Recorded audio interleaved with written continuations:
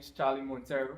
I welcome you fans, enthusiasts, pundits to today's edition of SOUQ Sports. We are going to run 45 minutes on this show, and I have a guest with me. Well, he's no longer a guest, now a familiar face. I will allow him to introduce himself. I still remain Charlie Montero, and with me is... Well, my name is Brown, and it's always glad to be here back again to talk about sports. Well, Wednesday was actually boom. I expected what I expected anyway. What I was expecting, I did see it then from the Nigerian Premier League to the national, international scene. So I mean, it's actually okay to be here, and we are looking forward to the weekend, which is also always upon us now, and just 2 days away for us to welcome back the Premier League and all other leagues. Yes, just like you said, we will be welcoming the league fixtures. But before that, we'll look into the Flamingos. The Nigerian women's national team, known as the Flamingos, kicked off their campaign in the FIFA Women's Under-17 World Cup with an impressive 4-1 victory against New Zealand on Wednesday at the CFSC Stadium. The Flamingos showcased their attacking prowess by scoring 3 goals in the first half, setting the tone for a commanding performance. Shakirat Moshood, Khadijat Adegoke, Friday Abdulwahab, and Taiwo Afolabi all contributed to the scoreline, while Hannah and Saxon netted a consolation goal for the New Zealand. The Nigerian Flamingo star Taiwo Afolabi's performance is the team's victory over New Zealand has earned her the Player of the Match award. Taiwo Afolabi also, who was outstanding in the World Cup game, won the award for their influential role in midfield and for scoring the 4th goal of the encounter. The other group match, Ecuador emerged victorious against the host nation, the Dominican Republic winning 2-0. The Flamingos now look ahead to their next challenging encounter against Ecuador, scheduled for Saturday. Now, an outstanding performance by the Under-17 women's team, and it's really mind-blowing. I didn't expect that they would go all the way to 4. I was capping it at 2-1. My prediction was 2-1, 2-0. Well, I didn't expect them to score 4, but it's really outstanding to see these girls dominate the game like the way they did. What is your take out from that game? Well, I would say, first of all, congratulations to them. I mean, 4-1. In the first half, they were 3-0 up, and it's an amazing game, I would say, for the Flamingos. And like one name that stood out there, Taiwo Afolabi, who has been amazing for the Flamingos of Nigeria. She has been amazing, picking the ball from the midfield and everything, playing box to box and everything. So I feel like they should continue like this. I mean, it's a wake-up call. They are doing amazingly well with the coach and everything. So I mean, 4-1, I was not expecting anything less. Like you said, 2-0. It's not really bad to shock everyone. So I mean, when I saw the game 3-0 first half, I was like, okay, this is how to make a statement. Yes, it's convincing. Yes, it's how to make a statement in a game that you did not come to play. You actually came for the tournament. You came for this match. I mean, 3-0 win. You don't actually get that every time in a football game. So I mean, kudos to the Flamingos of Nigeria. And nice we've always talked about how the under-17 category, both for men's and for and the women's football, is always where we flourish. It's kind of where we we get it right. So, and then there's a distinction between under-17, then the under-21s, and the professionals. I mean, why is it, what, from your own point of view anyway, why do you think that is? Well, I feel like it's lack of, let's say, building and formation, because if you look at other teams like Argentina, Portugal, and let's say, if you know, there's this kind of progressive transition, like from the under-17 to their under-21, top to the national team. So I think if you look at our senior team now, you hardly find players that played the under-17 that transition, just like, aside the fact of Victor Osimhen and just 1 or 2 players, you hardly find players that, transition from that under-17.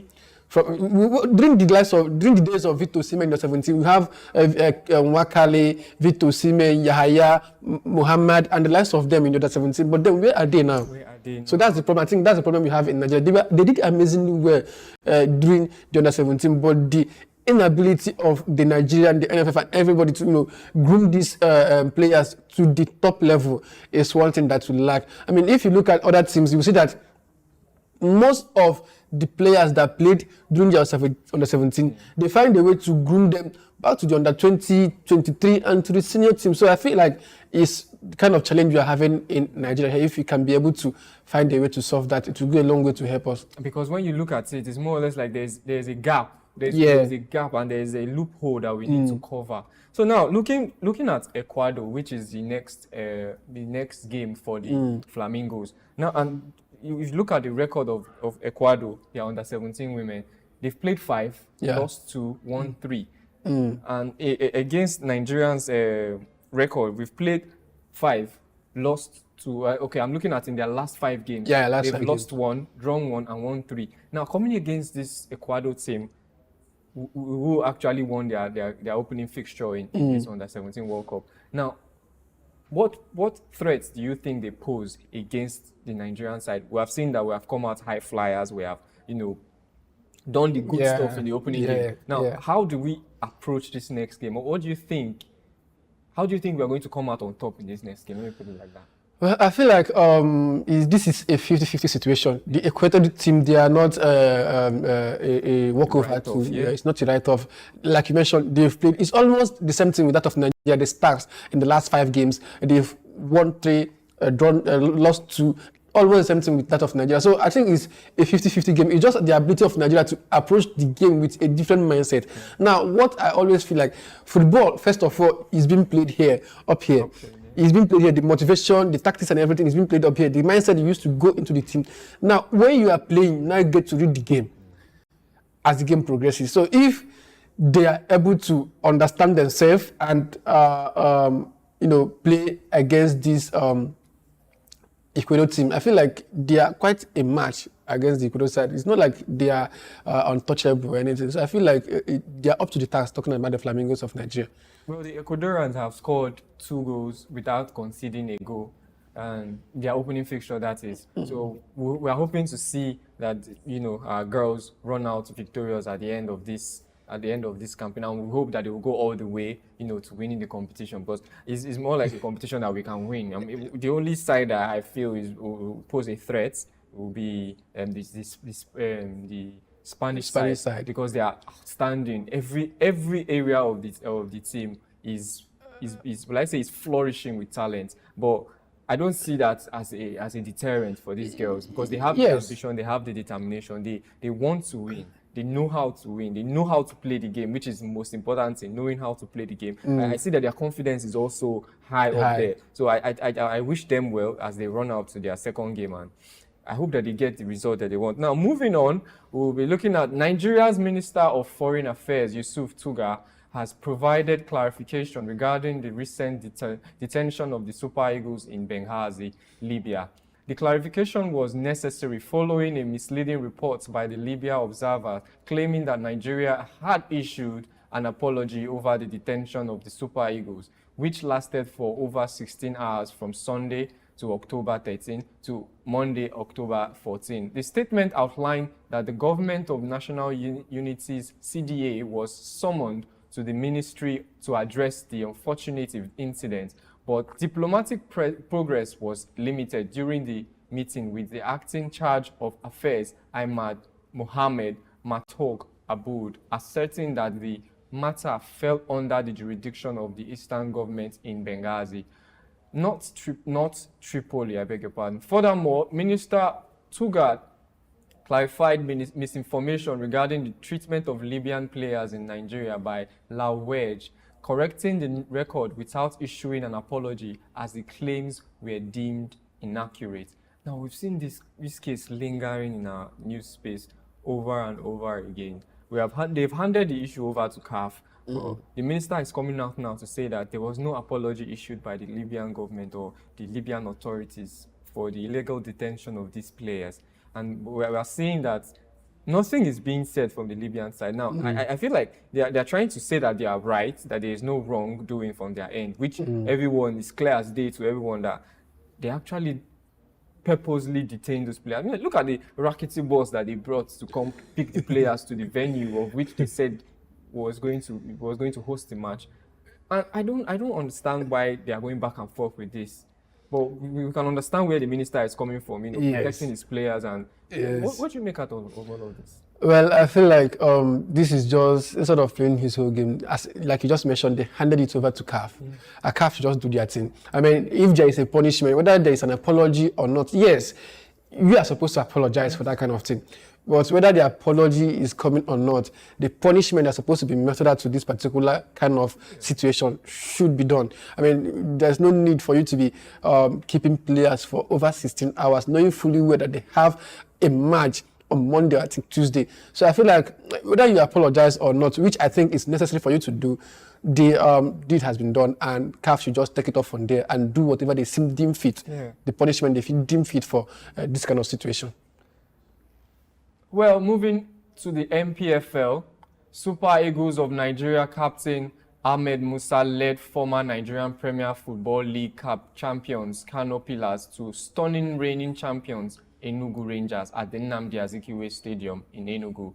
During the thrilling midweek NPFL clash in the southeast, Kano Pillars scored 4 goals in the first 46 minutes against Rangers, who couldn't make any effective response until the second half of the encounter. Ahmed Musa made it 4-0 in favor of the visitors in the additional minutes of the first half after providing an assist and being fouled in the penalty box to grab a spot kick for his team. There are now some quarters calling for his return to the national team, especially the Chan Eagles. Has he earned his rights to come into the Premier League? I mean, come back into the national team, I beg your pardon, because he has scored 3 goals now in 3 games for Kano Pillars. We have seen he's an instrumental player in their campaign this season. His goal contributions are evident to those claims. But is it really a good idea now to infuse him or bring him back into the national team? I mean, the national team is doing well. At the moment, we have Chukwueze on the right. We have Ademola Lookman. What dynamism, if I'm allowed to say, does he bring to the team? Because the team already has a lot of flair players, a lot of wing players. Now, what dynamism does he bring to this national team side? Well, I feel like if first of all, good game, I would say. If you do recall, last time I did mention that I'm looking out for that game, Enugu Rangers versus Kano Pillars, and it did not prove me wrong. It came out, 7-goal thriller. Nice game, 4 goals in the first half, and kudos to Enugu Rangers. Though yes, they lost, but they did not just allow the 4 goals to weigh them down. They came back up to 3 goals, and they couldn't equalize. But then, talking about Ahmed Musa, I think he has done his part for the Super Eagles. If he's going to be brought into the Super Eagles, it's not going to be as a player, but maybe as some kind of technical advisor or some kind of motivation for the players, like having that kind of senior player in the team, not to play, but also to give his own idea, throw his own input and everything in the game, but not to, bring him in, just like saying Brazil should bring back the likes of Thiago Silva into their game. I mean, Brazil has moved forward from that, so he can come in as maybe a player coach, to give that advices to the defense and everything. So I feel like he might not be left out. He can still be brought into the Super Eagles or Chan Eagles to, put in his own advice and everything. I love the fact that he's playing for Kano Pillars, which we hardly see most Nigerian national players bringing the vibe home and everything. So we hardly see it from Nigeria top players. Most of them, they resign and they just move away from there and go ahead with their life. So coming back to play for the home base is something important that we should all, applaud. So I feel like when going forward, they can actually bring him as maybe in charge of the home base players. If I should come towards that side, he can just be in charge of coordinating the home base players, since he is here in Nigeria and he's also playing for Kano Pillars. We have also seen that he's still the captain of the Super Eagles. Yeah. In absentia, given that Truce Ekong is the second captain. Yeah. And we have seen the kind of media attention that he has been able to attract to Kano Pillars because of his presence. Just alluding to what you said, that when international players are done exploring out there, I mean, give 2 years, 3 years, come and play for your Yes. home-based teams and encourage them. I mean, you can see that there's much I mean, life in Kano Pillars right now. They're now playing with much enthusiasm now, and you can back them to win whenever they step in the pitch, regardless of who the opponent is. I just feel like others should be able to mirror this. Yes, emulate what he's doing. And emulate what he's doing. I mean, it's done outside. I see most players, when they are retiring, they just retire in their home country. So I mean, I don't know why our own case would be different. So I mean, if the likes of Osimhen is not be bad, if he's going to retire, he comes back to Lagos, maybe Ikorodu City, play for them, and before he retires, the likes of Lukman, all of them, before he retires, it will give the Chukwueze, before you retire, it will give the league more kind of entertainment to move forward. Something different, and a lot of more attention will be given to the local leagues, and a lot of eyes will now want to say, okay, what is he doing there? How is it? And when you now return the favor by scoring goals, I mean, it gives it more juice. Yeah, make it more juicy. Yes. Now, so the other games in the NPFL during the midweek, Sunshine Stars head coach Kennedy Boboye has attributed the team's disappointing 3-0 defeat to Kwara United during the Wednesday matchday fixtures to the poor condition of the pitch at the Kwara Sports Complex in Ilorin. In a statement released by Sunshine Stars media team, Kennedy Boboye expressed his observations regarding the field's bushy state, which he believes hindered his players from executing the game plan effectively, particularly following their recent impressive performance against Rangers International. Now we'll be looking towards the results. You can see them up on your screen. The results of the midweek games. We had Lobby Stars versus El Kanami Warriors that ended 2-2 draw. Eyimba versus Niger Tornadoes also ended in a draw 1-1, each side scoring 1 goal. Nasarawa United versus Abia Warriors. Nasarawa United came up victorious, scoring 3-0 against Abia Warriors. Now, that game, everybody was backing, I would say, here in the studio, and a lot of people that I spoke to outside, they were backing Abia Warriors to actually pull a shock at Nasarawa United, but it didn't actually go as planned, or we did not play up to our expectations, because they are a side on form. Abia Warriors. Yes. I feel like there's this problem I've noticed with Abia Warriors since last season. They always blow hot and cold. They are not that consistent. It's not like you can count on Abia Warriors to deliver when it matters the most. So if they can maintain consistency with their winning ways, they have always been blowing hot and cold. But I would say, nice game from Nasarawa United. I mean, at home, they had the home advantage and everything, and they were able to, the only disappointment I have from Abia was that they were not able to, pull off at least a goal in the game. But 3-0, disappointing result for them. It's just for them to go back to the drawing board and find a way to, right the wrongs and, dot the I's and cross the T's and see how can they do better in the next game.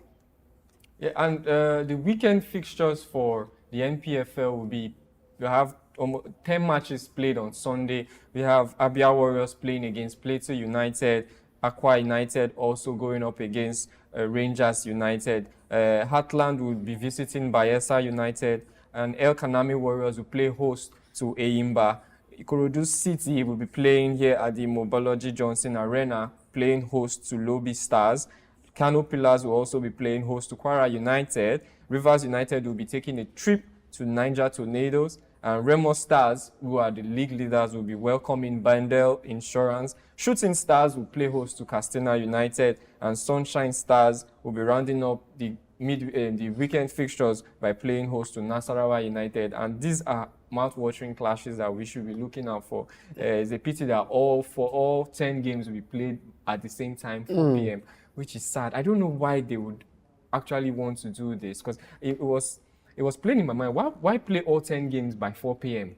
Yes, we understand that there was a midweek clash, there was a midweek fixture, and there was also a game on Thursday. Why not spread it out to another midweek, or play those that played on Wednesday? Why don't they play on Saturday Sunday or Saturday late fixtures? Then let the others play. So why did they have to come? I mean, it also gives us issues with viewership. Like, how can I follow these games when all of them are playing at the same time?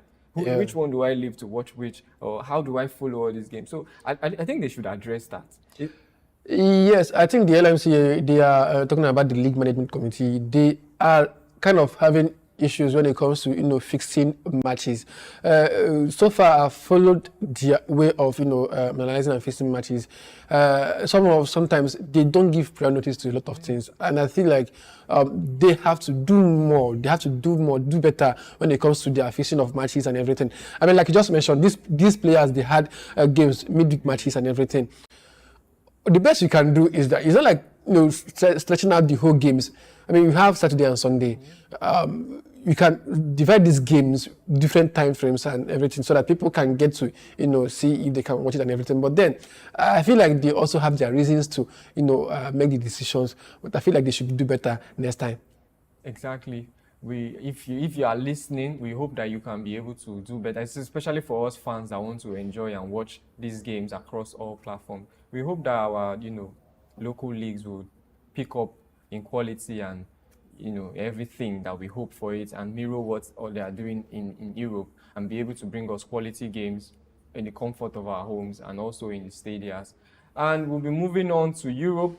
German tactician Thomas Tuchel has noted he aims to help England win the 2026 FIFA World Cup after sealing his appointment as the country's third foreign coach.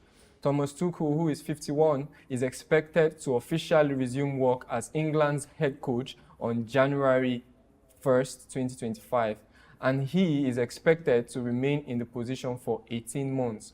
Tuchel succeeds Gareth Southgate, who stepped down after 8 years in charge following England's defeat to Spain in the Euros 2024 finals. Coming to English team, I mean, it's no more a surprise or it's no more news that Thomas Tuchel will be taking in charge of the England team. But you see them winning the 2026 World Cup?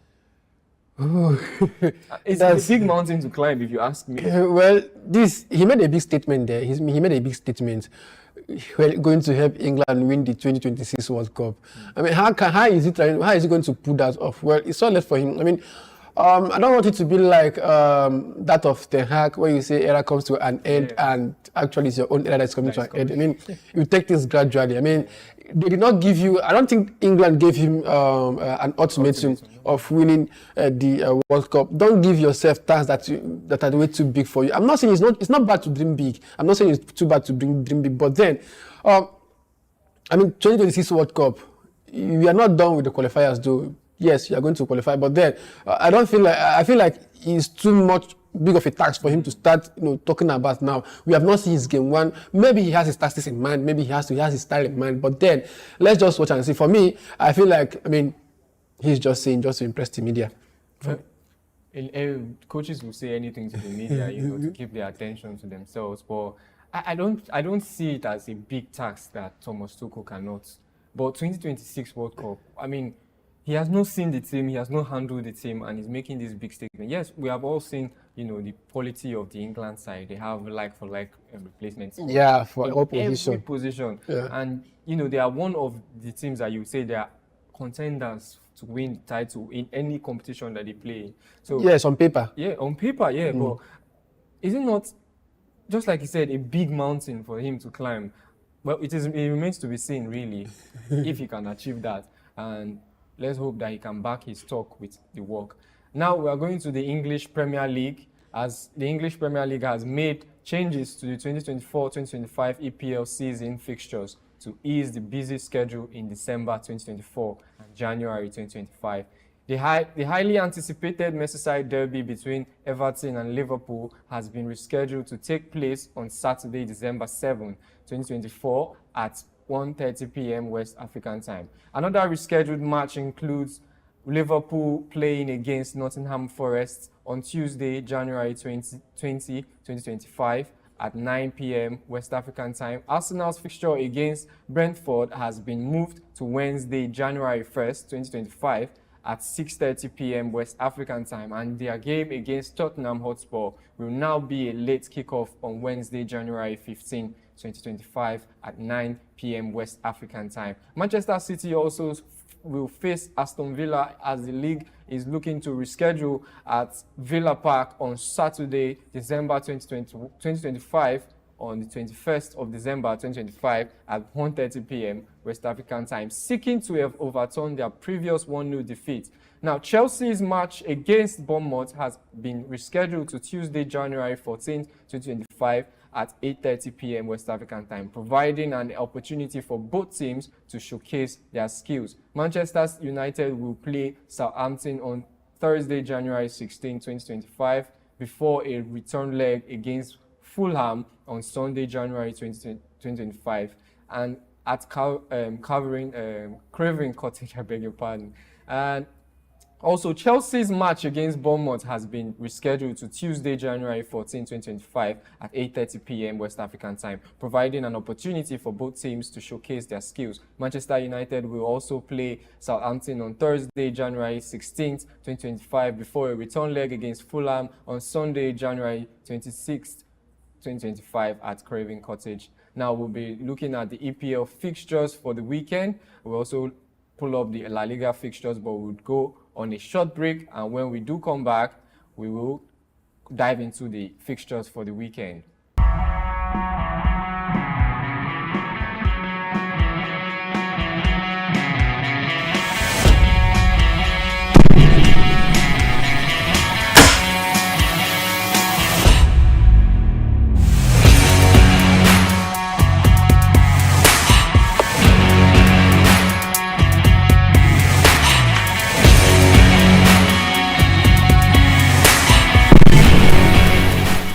Welcome back. Glad to have you stay with us and join us again. We'll be looking towards the EPL fixtures for the weekend. And for the first game, we'll have Tottenham host West Ham United.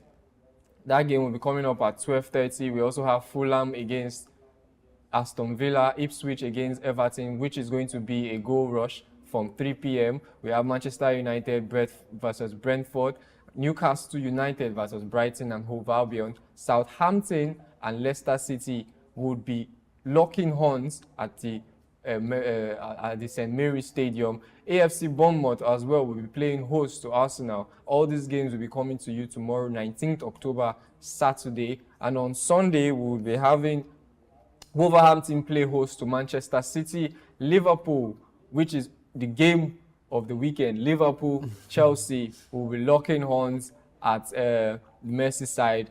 And also we'll be having Nottingham Forest play host to Crystal Palace. Now, coming to these fixtures, the highlight of that weekend game would actually be Liverpool versus Chelsea. Yeah, everybody is looking out for that one. I mean, two heavyweights, two newbies. Will I say two newbies? Talking about Arne Slot and Enzo Maresca, Chelsea and Liverpool. Well, Liverpool at the Anfield up against a Chelsea side who, surprisingly, this season kind of picked up form and scoring some kind of goals. I think they have scored up to 27 goals this season. And also Liverpool. Talking about Liverpool, they have actually been good. Mohamed Salah and Luis Diaz, who they have been phenomenal in front of goals. But it's going to be a very tough game for both teams.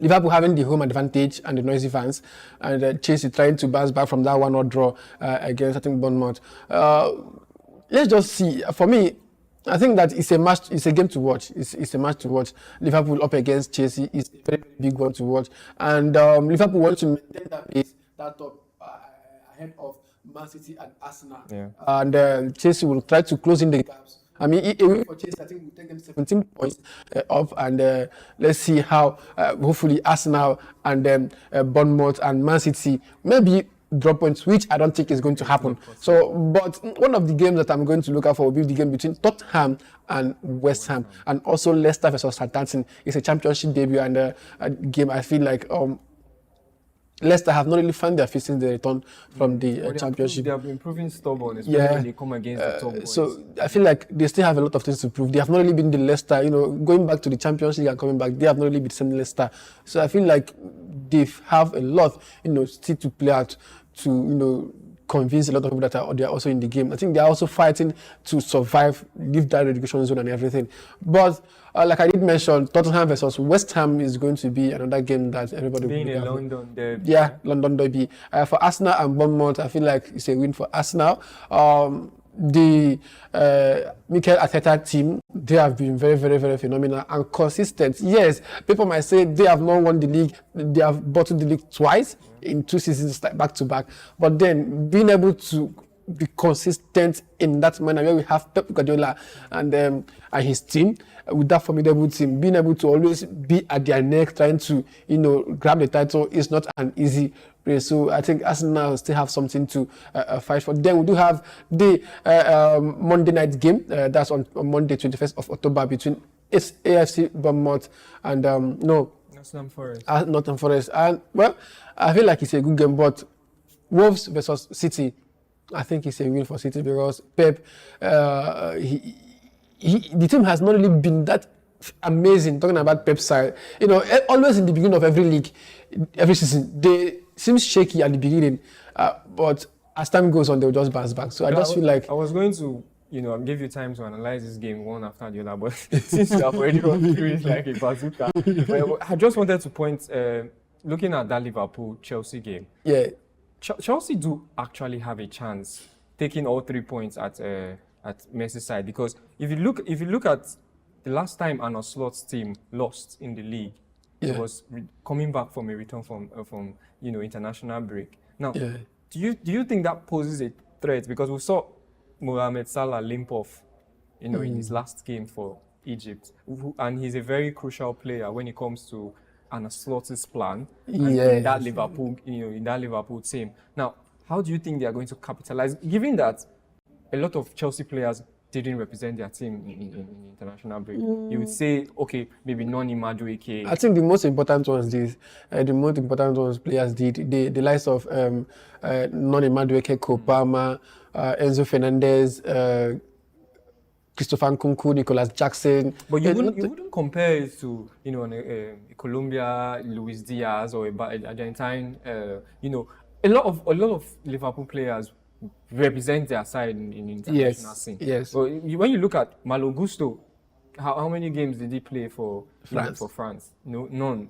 And we are hearing that the formidable Reece James is, I don't think he's going to start. He still brings up an option for the team.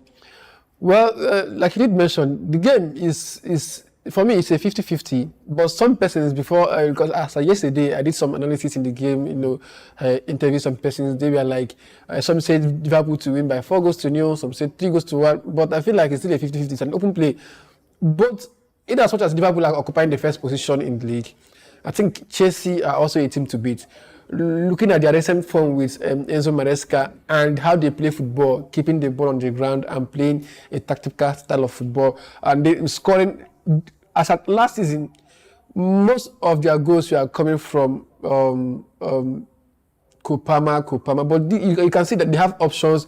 Anybody can at least score. And if you notice, none of their defenders have actually scored this season, talking about Chelsea. Yeah. So they are actually doing well when it comes to up front. Yes, they missed a couple of chances, talking about Nicolas Jackson. I think it still boils down to the mindset to come into play with the game and also the tactics and the plan of the game. I also say the best team will win. Now, looking at the game between Manchester United and Brentford, now going back in time, we've seen that Brentford have really posed a lot of threats against Manchester, especially at home. Now, if you look at the records in their head-to-head, you see that the last time they played in the last season, it was a 1-0 draw. And Manchester United in 2023 beat Brentford by just a lone goal, 2-1. And Manchester United also beat Brentford in the reverse fixture, 1-0. But Brentford beat Manchester United 4-0 at home. And also in the reverse fixture, Manchester United won 3-0. So if you look at that game, people often, look down on Brentford. But if you look at them this season, they start well. They start on the front foot. They get an early goal and they dominate the game until the other side decides to wake up. But there's always a downside to it because they don't finish well. They don't often finish well. But now looking at Manchester United that have played 5 and drawn 4 and lost 1 in their last 5 games, how do you think they will approach this game? Also putting in mind the just concluded international break. Yeah. Especially Erik ten Hag is under fire, for a performance change, for results at the moment. Now, how do you think they will approach this game? How do they approach this game? Well, I don't think they are going to approach the game of that from the different ways they have been approaching it before, because I have not seen any change in the Manchester United team. Yes, Brentford might not be that big of a team or formidable team to play, but like you always say, in the past 3 games they have always scored first, and it's always between 1 to 2 minutes. Yeah. So they have done it consecutively, twice in the past 3 games. So I feel like it's going to be a very tricky tie for Manchester United. It's going to be a very tricky game for them, in the sense that Brentford with Mbemu and the likes, they are not that just a small team.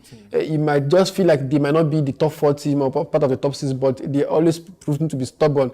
And always against Manchester United, the goal difference there is always 1. And the last time they defeated Man U, it was around 4 goals aggregate. So with what I've been seeing United do, nothing much is going to change in the game. They might be able to get a win, but it's not going to be a convincing win. It's just the normal United style of play, hoping that maybe they may get to sack Erik ten Hag and get themselves a better coach. For now, I don't think like I'm going to expect Manchester United to run away with the whole 3 points. They might, but I'm not saying that is something that is a game that is a walkover for United, seeing the fact that they have been struggling in the past 5 games, 4 draws and 1 loss. Now, moving forward, we'll be going to La Liga, where the fixtures for La Liga are on your screen right now, and we'll be seeing games between Real Madrid. We'll be visiting Celta de Vigo. We'll also see Barcelona play host to Sevilla, who are the league leaders. Barcelona is talking about Barcelona. We'll see games against Girona, playing host to Real Sociedad, and also Atletico Madrid playing host to Leganés. And it looks like a fairly exciting fixture, but it's more or less like what's it called? Game as usual, or everything will just go on as, because I don't see Leganés going to Atletico Madrid and pulling the upset, or Celta Vigo stopping Madrid with the whole fully rested Mbappe, who has not had any action in 2 weeks, who'll be coming in fresh with his mind in the right place and his head in the right place. Now, if you are asked to call the game between Real Madrid against Celta Vigo, what would you think? Well, Real Madrid up against Celta Vigo, I mean, Celta Vigo is not actually a team to write off. Yes, I would say that they are not actually a team to write off. And I don't know if people will believe me in this or agree with me in this. Real Madrid have not only been outstanding since bringing in Mbappe. Everybody felt like, okay, Mbappe, Rodrigo, Vinicius is going to be a powerhouse, a force to reckon with. But then they are currently, I think, second or third in the La Liga, and nothing much from the team, nothing so convincing, like nothing out of the ordinary like the normal Madrid team you have been seen. I think recently, they have had an issue with Mbappe, which they are trying to sort out. I mean, I think the case of that, but I yet to confirm that. So for me, you don't just write off Celta Vigo. Yes, on paper, it's a win for Real Madrid, but then you don't write off Celta Vigo like that. Now, looking at the Barcelona game is in Sevilla, which is always a tough one. We saw the reverse fixture, Barcelona coming up to win after Sevilla had gone ahead. So I don't know. This team, Barcelona team, they look like champions of La Liga at the moment, because we have seen them score 7 goals, we have seen them score 5 goals in the game. Now, do they look like a team that wants to win the league? Are they convincing enough to actually say, okay, yeah, they'll be taking the league at the end of the season? Well, first of all, if the league ends today, Barcelona, they are champions of the league. Well, for them to be able to fight to be on top at this position, I don't think is something to write off or look away to. But I feel like Barcelona, they are building. For me, with the team they are kind of building. They brought in Dani Olmo, Lamine Yamal, and the likes. I feel like the Barcelona team is kind of building, trying to find the perfect tactics that will, suit the team.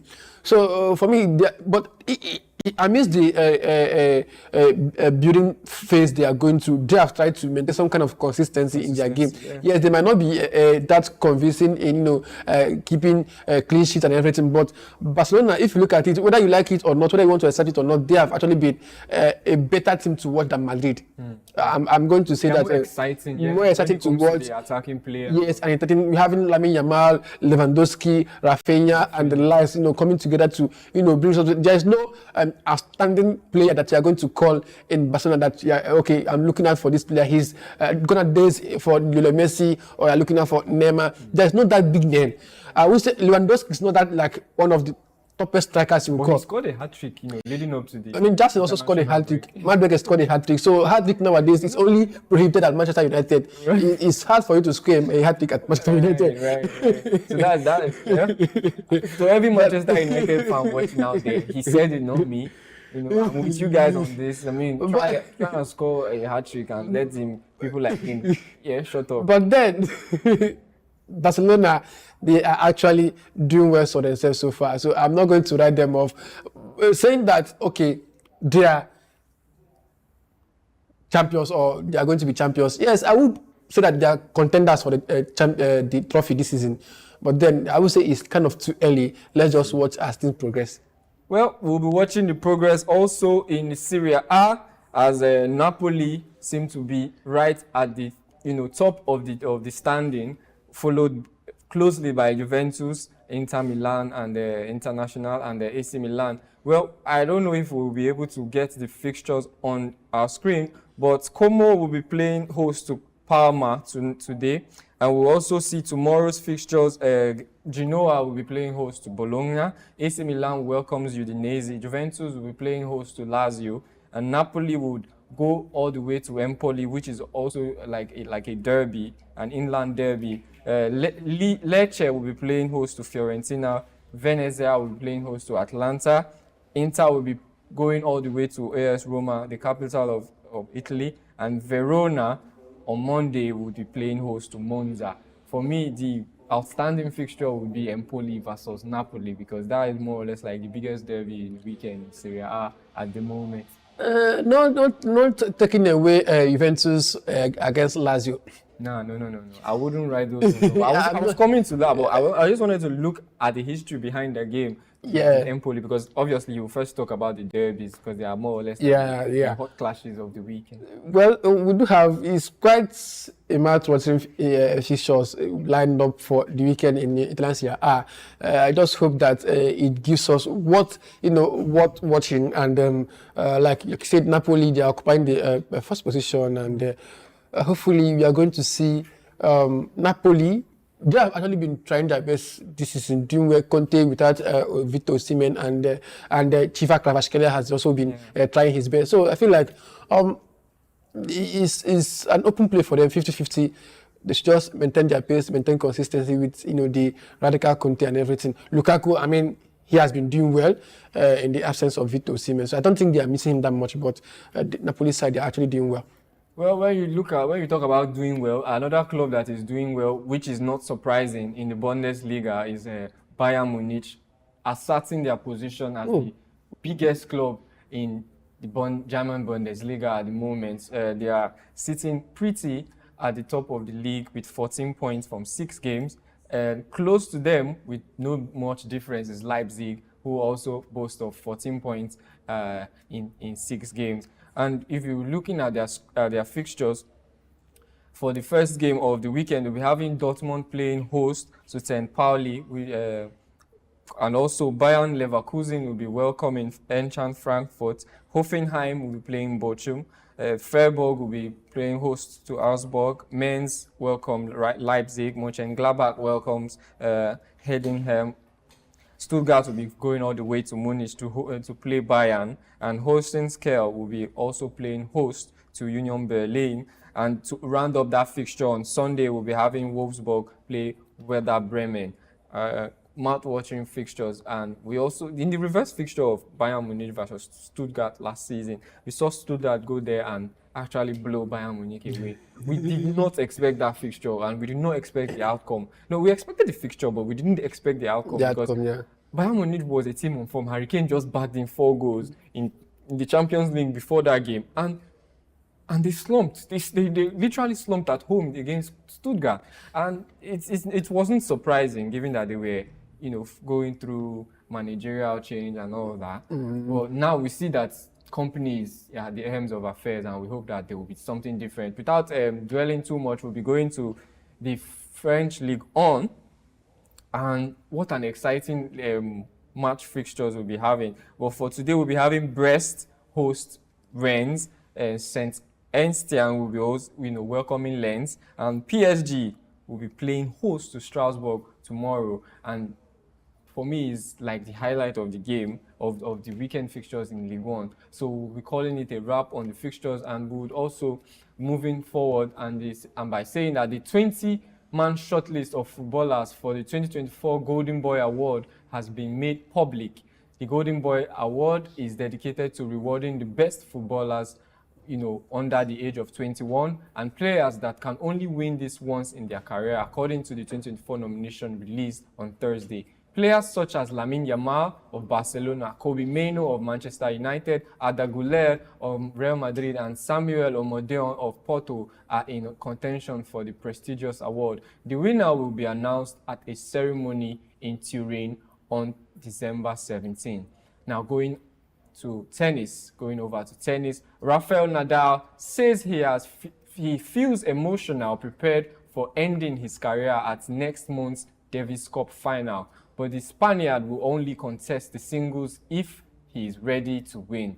The 22-time Grand Slam champion announced last week that he will retire from tennis after representing Spain in Malaga, where the Davis Cup will be held from 19th to 24th November. Nadal, 38, is currently competing at the Six Kings Cup Slam exhibition event in Saudi Arabia,